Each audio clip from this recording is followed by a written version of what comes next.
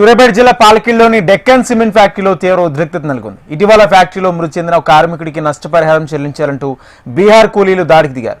ఈ దాడిలో ఫ్యాక్టరీ అద్దాలు, ఫర్నిచర్ పూర్తిగా ధ్వంసమైంది.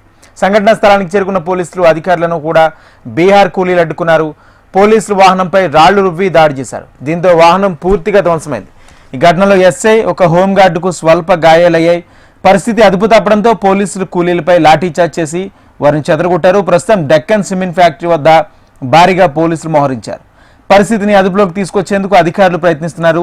ఈ ఘటనపై పోలీసులు కేసు నమోదు చేసి దర్యాప్తు చేస్తున్నారు.